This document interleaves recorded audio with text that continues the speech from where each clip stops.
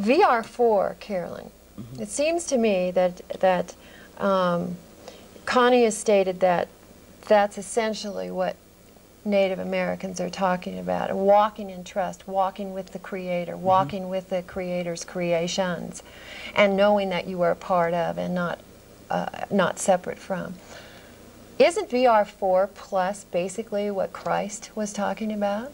Yes. What Buddha has been talked about? Every religion has described Every it. major Yes. master is talking about living in VR, where you are the listener, the teacher, the giver, Right. the lover, the creator, the synthesizer, and you're is that, I mean... That's exactly it. And it's, before we understood how unified field theory comes down to the individual, then spiritual enlightenment was, for the most part, an individual thing, and it took a lot of living to get to the point at which you began to understand that you were having a major effect on your life. And we are, in fact, creating it on such an instantaneous basis that we are not even thinking to look where we need to see that it is. But when you understand how you're doing it, then you can absolutely experience the ongoing creation of your own life. You know, time stops because there is no time in VR. There's only perfect timing. And it's... The universe wants us to understand this. It wants us to meet the basic needs of every being on this planet, because until we do that, we are not safe. But because we are all each unique versions of the one being, the is, or the creator, or whatever you call it, God. And that's like a computer version, software version. In other words, you've got this basic hardware and software, and it starts out with empty programs, and you put in all your data and configure your computer, and it's uniquely yours. And Connie's would be very different. It'd have different things in her computer. But the structure and the way the system operates is the same for every being, including animals. And so when you realize you don't need to ever be a perfect human, you are already born a perfect version. There are no perfect humans. And that's the problem with CD mode, is we're setting a standard of perfection that cannot possibly be attained. And so you can never get the reward. Also, we're competing with each other so that one person wins. Think of the Olympics with all those marvelous athletes who, scattered around the globe as they are, can serve as inspiration for kids everywhere for athletic art. And we send them all to one place. They all train together for years for this, and only one wins, and the rest are losers. Now that is a ludicrous situation with athletes that great. So in VR4 Plus, there is no hierarchy? No, there's total equality and perfect balance. It's complete freedom, autonomy, and choice. Your own choices whenever you choose, if you choose. Let's talk about choice for a minute. Can I just say one thing? Absolutely. I'm sorry, but a grandmother, because I asked her, I said, does this thing have a leader, you know? And she said no. And I said, doesn't that mean there would be anarchy, given how we think, you know, that people are going to go out there and grab power and grab, you know? She said no.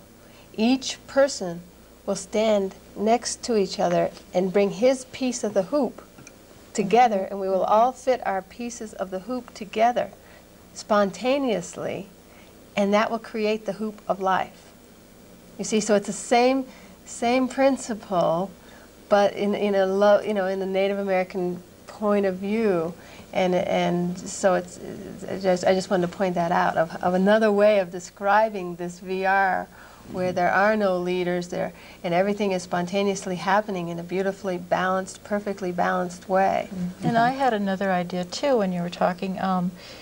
I don't know too much about physics, but I do know a little bit quantum physics, and it always is interesting to me because it relates exactly to the things that I have understood. And when you're talking about the VR mode, I think of the holographic universe, which is really supposedly, I mean, when these guys have studied the universe, they're saying that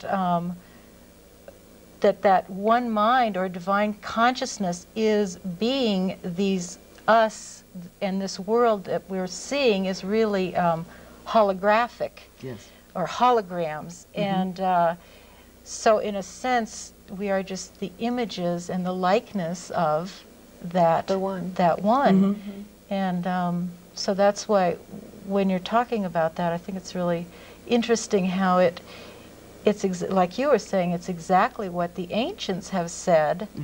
And when we look out into our world, I think it's very important. You were saying, how do we use this in a practical way? And I think it's real important. If we can understand that oneness, then we begin to treat our world with more of a reverence, a sense of concern and understanding that, because we're understanding that everything we're seeing is really myself. Everything that is out there is you, and you are really me, and I am you, and we're all one in that sense. So there would be no inequality with that understanding of that oneness, and that what is in my heart will be reflected in my world. And so then you have a desire to do the highest of the most virtuous, or the highest or the noblest that you could do in order to create a world that was reflecting that beauty, let's say. It's interesting that it actually is so easy to create the world that you're talking about. In my arena of endeavor, the environment and natural resources,